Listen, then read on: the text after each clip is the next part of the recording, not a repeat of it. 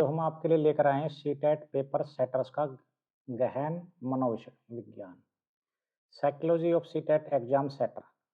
अब देखिए प्रिय विद्यार्थियों, आपको ये समझना होगा कि एग्जामिनर किस प्रकार से सोचता है।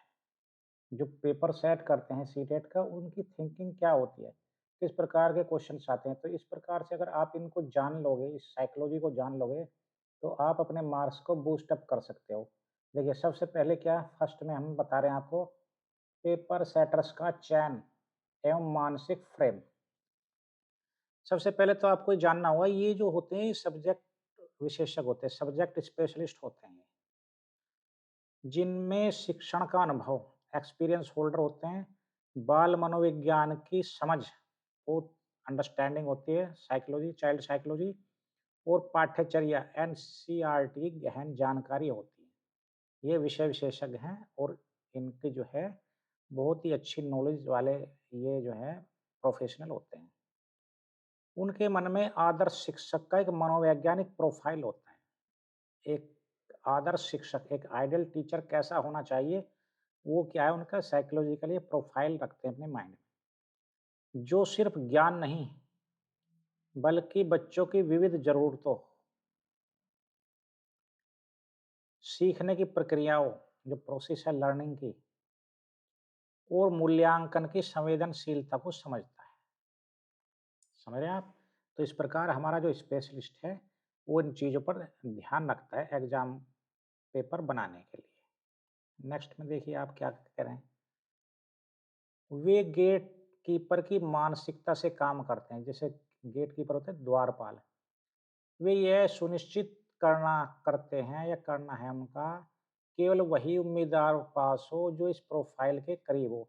जिन्होंने साइकोलॉजिकली प्रोफाइल बना रखी है आइडल टीचर की, तो जो उसके करीब है उस प्रोफाइल के, वही उम्मीदवार पास हों। इस प्रकार से वो एग्जाम सेट करते हैं, इस प्रकार बनाते हैं। अब देखिए पेपर डिजाइन का मनोविज्ञान, psychology of paper designing. First क्या में क्या करें, ब्लूप्रिंट के पीछे का मनोवैज्ञानिक ढांचा। हम आपको बता रहे हैं साइकोलॉजी ऑफ एग्जाम सेटर। हम देखिए क्या ढांचा है।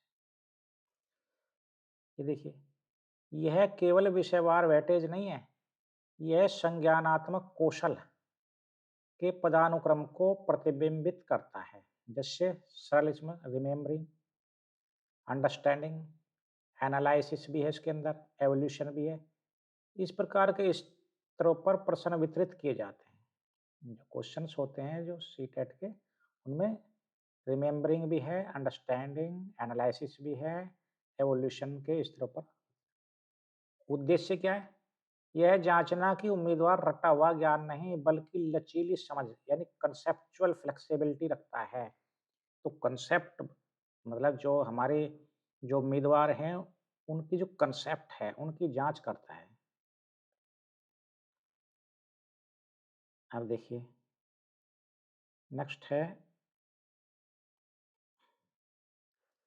अब देखिए प्रश्नों के प्रकार का मनोविज्ञान। एमसीक्यू जो होते हैं यहाँ मनोविज्ञान विकर्षणों डिस्ट्रैक्टर्स को डिजाइन करने में छिपा है। डिस्ट्रैक्टर्स होते हैं, प्रत्येक गलत विकल्प उम्मीदवार की एक सामान्य गलतफहमी, कॉमन मिसकंसेप्शन या अधूरी समझ को टारगेट करता है। जो हमारे डिस्ट्रक्टर्स हैं, जो गलत विकल्प हैं, वो कॉमन मिसकंसेप्शन जो है उम्मीदवार की गलतफहमी, उसको टारगेट करता है, अधूरी समझ को टारगेट करता है। जैसे उदाहरण एग्जाम्पल दिया हमने, बाल विकास के प्रश्न में एक विकल्प है सभी बच्चे एक जैसे सीखते हैं, की गलत धारणा पर आधारित हो सकता है। तो परीक्षक क्या जानता है कि जो उम्मीदवार व्यक्तिगत भिन्नताओं को समझता है, वही सही विकल्प चुन पाएगा। अब ये देखिए इस प्रकार से ये ट्रैप इसके अंदर होता है, जिसको बोलते हैं डिस्ट्रैक्टर्स। आकर्षक लगते हैं लेकिन विकल्प क्या होते हैं, वो गलत होते हैं। अब देखिए हम इसमें अब आगे आपको बताएंगे। ये बहुत ही इम्पोर्टेंट वीडियो बनाई है मैंने। अब देखिए, अब पेपर में भी मनोविज्ञान छिपा हुआ है। फर्स्ट 1 to 5, और ये सेकंड है 6 to 8। इनमें भी मनोवैज्ञानिक अंतर है।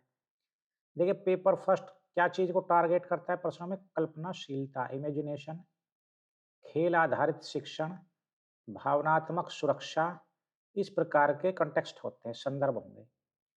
परीक्षक कैसा होगा? स्नेहिल, जो बच्चों से प्रेम करता है, प्रेम युक्त, सहज और रचनात्मक शिक्षक की मानसिकता तलाश रहा होता है। इस प्रकार के ये जो हमें यहाँ आपको मिल रहे हैं कंसेप्ट जो है, इसमें क्या जो परीक्षक हैं, वो टीचर्स की जो उम्मीदवार हैं, जो टीचर्स हैं, फ्यूचर टीचर्स हैं, उनकी रचनात्मक शिक्षक की मानसिकता तलाश रहा होता है। और वहीं सेकंड पेपर में क्या होता है? किशोर मनोविज्ञान, अमूर्त, एब्स्ट्रैक्ट अवधारणाओं की व्याख्या, इस प्रकार के, और आलोचनात्मक चिंतन पर जोर होगा।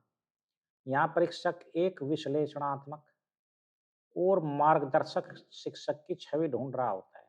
देखिए यहाँ पर तो कैसा है? प्रेम युक्त, सहज और रचनात्मक शिक्षक तलाश रहा है। इनके द्वारा इस प्रकार के क्वेश्चन डालेगा, कल्पनाशीलता, खेल आधारित शिक्षण, भावनात्मक सुरक्षा। और वहीं पेपर 2 में क्या है? जो हमारा किशोर का मनोविज्ञान है, अमूर्त अवधारणाओं की व्याख्या है, आलोचनात्मक चिंतन। तो यहाँ पर क्या है? एनालिटिकल, विश्लेषणात्मक और मार्गदर्शक शिक्षक की छवि ढूंढ रहा। तो देखिए इन दोनों पेपर में भी ये अंतर हमारा आता है साइकोलॉजिकली। नेक्स्ट है हमारा, देखिए अब आ रहे हैं बाल विकास एवं शिक्षा शास्त्र, पेडागोजी के प्रश्नों का सूक्ष्म मनोविज्ञान क्या है? यह खंड उम्मीदवार के अंदर के शिक्षक को टेस्ट करता है। प्रश्नों के सिनेरियो इस तरह डिजाइन किए जाते हैं कि उम्मीदवार क्या करेगा के बजाय क्यों करेगा पर विचार करें। इस प्रकार के सिनेरियो इसमें डाले जाते हैं इसमें पेडागोजी में। जैसे देखिए इसमें भी एक एग्जाम्पल के द्वारा समझाया गया। देखिए जैसे एक बच्चा बार बार पढ़ने से इनकार करता है, इस स्थिति के संभावित कारण पूछे जा सकते हैं। तो यहाँ परीक्षक जो एग्जाम सेटर है वो क्या निदानात्मक सोच और संवेदनशीलता चेक कर रहा है इस प्रकार के क्वेश्चन को डाल के। अब देखिए समावेशी शिक्षा भी काफी इम्पोर्टेंट टॉपिक होता है।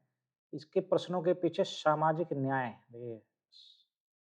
सोशल जस्टिस और इक्वलिटी, समानता का मनोविज्ञान छिपा है। परीक्षक यह देखना चाहता है कि उम्मीदवार विविधता को समस्या नहीं बल्कि संसाधन के रूप में देखता है या नहीं, रिसोर्सेज के रूप में देखता है नहीं, संसाधन। तो यहाँ पर देखिए समावेशी एजुकेशन में क्या चेक कर रहा है और चाइल्ड डेवलपमेंट में क्या चेक कर रहा है। नेक्स्ट है प्रश्नों, भाषा के प्रश्नों का मनोविज्ञान। अब ये भी देखिए इसकी भी गहराई बताई है, एग्जामिनर इसके बारे में क्या सोचता है।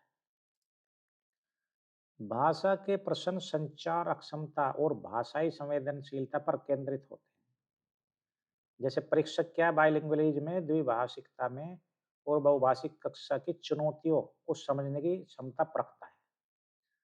जैसे भाई इसके अंदर में क्या चैलेंजेज होते हैं द्विभाषिकता में, तो परीक्षक उसको भी यहाँ पर जो है चेक करता है। प्रश्नों में अक्सर वास्तविक जीवन के संदर्भ होते हैं। इसके पीछे मनोविज्ञान यह है कि भाषा व्याकरण के नियमों से ज्यादा संदर्भ में प्रयोग की जाती है।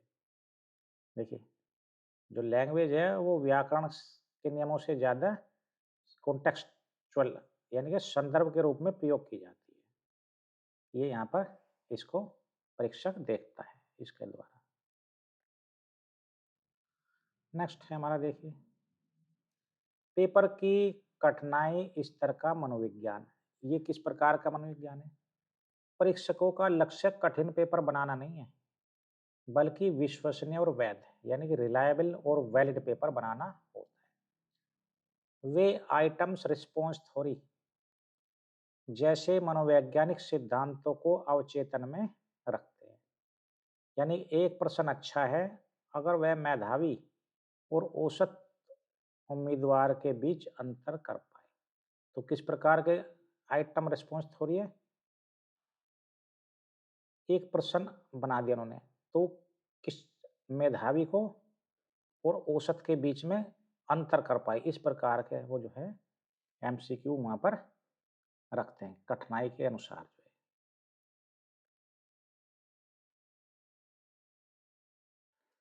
न्यूमेरिकल्स और मैथ्स के प्रश्न अक्सर चिंता पैदा करते हैं, तो यहाँ पर परीक्षक जो एग्जाम सेटर है वो जानबूझकर ऐसे प्रश्न डालते हैं जो तर्क, लॉजिक और शांत दिमाग से हल हों। तो ऐसे क्वेश्चन करेंगे कि भाई जो हमारे कैंडिडेट्स हैं वो लॉजिक का और शांत दिमाग से हल हों, इस प्रकार के क्वेश्चन जो एक शिक्षक में तनाव प्रबंधन, स्ट्रेस मैनेजमेंट की क्षमता को दर्शाता है। अब देखिए ये मैथमेटिक्स के अंदर इस प्रकार की भी साइकोलॉजी वो डालते हैं। एक समग्र मनोवैज्ञानिक प्रोफाइल का चयन, ये बहुत ही अच्छा यहाँ पर पॉइंट है ये। ठीक है, सीटेट पेपर सेटर्स जो है अत्यंत एक टोटल टीचर की तलाश में होते हैं। उनके प्रश्नों के माध्यम से वे उम्मीदवार के अंदर निम्न गुणों का मनोवैज्ञानिक मानचित्रण करते हैं। मैपिंग, संज्ञानात्मक लचीलापन, कॉग्निटिव फ्लेक्सिबिलिटी, इमोशनल इंटेलिजेंसी होनी चाहिए, नैतिक और सामाजिक दृष्टिकोण किस प्रकार के हैं, समस्या समाधान की अक्षमता देखना चाहते हैं, सीखने की प्रक्रिया के प्रति जिज्ञासा, ये भी वो इसमें देखना चाहते हैं।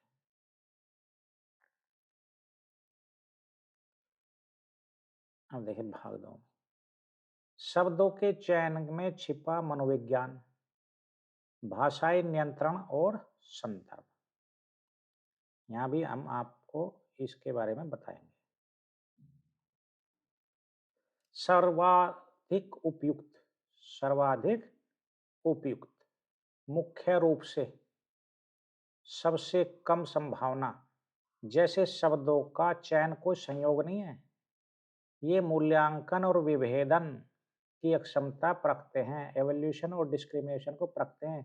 इस प्रकार के जो वर्ड डालते हैं, सर्वाधिक उपयुक्त, मुख्य रूप से, सबसे कम संभावना, इस प्रकार के जो शब्द डालते हैं, ये चयन का कोई संयोग नहीं है, बल्कि इससे क्या मूल्यांकन और विभेदन की क्षमता परखते हैं। जैसे एक शिक्षक के रूप में आपकी सर्वप्रथम प्रतिक्रिया क्या होनी चाहिए? यहाँ परीक्षक प्राथमिकताओं के क्रम और व्यावसायिक नैतिकता की समझ देख रहा है, इस प्रकार से। नकारात्मक प्रश्नों का मनोविज्ञान, निम्नलिखित में से कौन सा गलत है? देखिए गलत, कौन सा उपयुक्त नहीं है?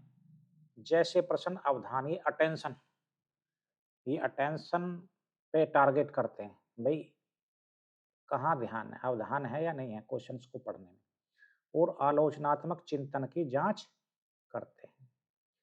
मनोवैज्ञानिक रूप से यह पुष्टि पक्षपात, कन्फर्मेशन बाइस को तोड़ने का प्रयास है। जैसे कोई क्वेश्चन है पॉजिटिव वे में रखता जाएगा एग्जामिनर, तो आप क्या उसका आंसर पॉजिटिव वे में लगे, लेकिन यहाँ पर ये क्या है, अपोजिट, जो कन्फर्मेशन बाइस है उसको तोड़ने के लिए इस प्रकार के शब्द उसमें डाल देगा।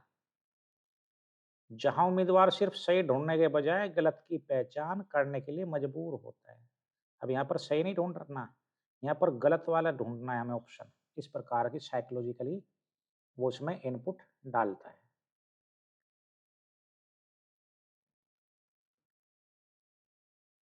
परिस्थिति आधारित भी प्रश्नों का सूक्ष्म डिजाइनिंग है। जैसे सिनेरियो की रचना है, प्रत्येक परिस्थिति आधारित प्रश्न एक मिनी केस स्टडी होता है। जो सिचुएशनल क्वेश्चंस होता है वो भी एक मिनी केस स्टडी होता है। वास्तविकता का स्वाद देता है, कक्षा की वास्तविक चुनौतियां, नैतिक दुविधा, डायलेमा पैदा करता है। बहुकारणात्मक सोच, मल्टी कैजुअल थिंकिंग को प्रोत्साहित करता है। जो परिस्थिति जन्य जो क्वेश्चंस होते हैं, जो वास्तविक स्थिति होती है क्लास की उसके अंदर। जैसे देखिए यहाँ पर, मोहन एक चतुर छात्र, अचानक पढ़ाई में रुचि खो रहा है। घर पर पूछताछ करने पर पता चला उसके माता पिता का तलाक हो रहा है। आप क्या करेंगे? देखिए ये परिस्थिति जन्य क्वेश्चन है, इसमें नैतिक डायलेमा भी है, दुविधा भी है, और क्या सिचुएशन में इसका क्या आंसर परिस्थिति के अनुसार चैलेंज हो सकते हैं। इस प्रकार से क्वेश्चन डाले जाते हैं। परीक्षक का सामाजिक सांस्कृतिक प्रतिबद्धता का मनोविज्ञान, सोशियो कल्चरल उसकी जो कमिटमेंट है उसका मनोविज्ञान यहाँ पर देखिए। इसके अंदर हम आपको बताएंगे क्या है। ये क्या होता है, हिडन क्यूरिकुलम का परीक्षण, छिपा हुआ पाठ्यचर्या होती है। प्रश्नों के माध्यम से परीक्षक उन मूल्यों और सामाजिक दृष्टिकोणों की भी जांच कर रहा होता है जो एक शिक्षक के अंदर होने चाहिए। जैसे लैंगिक संवेदनशीलता, पर्यावरण की चेतना, सामाजिक न्याय के प्रति रुझान, ये सब प्रश्नों के संदर्भों में छिपे रहते हैं। आदर्श बनाम यथार्थ का द्वंद्व होता है। परीक्षक जानता है भारतीय कक्षा का यथार्थ। क्या यथार्थ है? कक्षा का छोटे कमरे हैं, अधिक छात्र है, कम संसाधन है। तो ये आदर्श से अलग है। परीक्षक को इस चीज़ की नॉलेज है। जो आदर्श स्थिति है, तो उससे यथार्थ बहुत अलग है। इसलिए वे ऐसे प्रश्न डालते हैं जो आदर्श सिद्धांत को यथार्थ की बाधाओं में लागू करने की अक्षमता को मापें। इस प्रकार से वो क्वेश्चन उसमें डालते हैं। जैसे देखिए एग्जाम्पल ध्यान, 40 छात्रों की कक्षा में सीमित समय में आप विविध शिक्षण आवश्यकताओं का प्रबंधन कैसे करेंगे? अब देखिए 40 छात्रों की कक्षा है, सीमित समय है और विविध शिक्षण आवश्यकता कैसे, तो ये इस प्रकार के क्वेश्चंस की भी जांच करते हैं।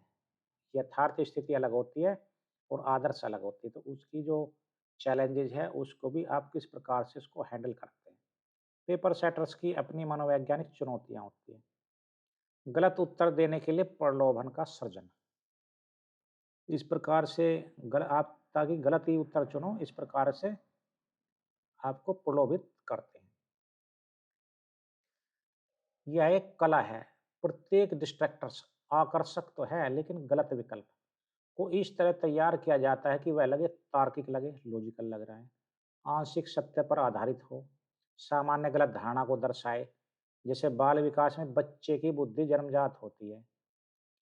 एक डिस्ट्रक्टर हो सकता है जो वंशानुक्रम बनाम वातावरण की पुरानी धारणा को टारगेट करता है।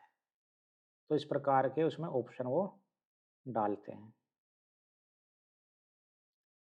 तो साथियों इस प्रकार हमने आपको साइकोलॉजी ऑफ एग्जाम सेटर बताया है। इस पर आप अगर चिंतन करेंगे तो वास्तव में एग्जाम के दौरान आपकी सोचने की अक्षमता के स्तर को बढ़ाएगा और करेक्ट ऑप्शन ढूंढने में आपकी मदद करेगा। धन्यवाद।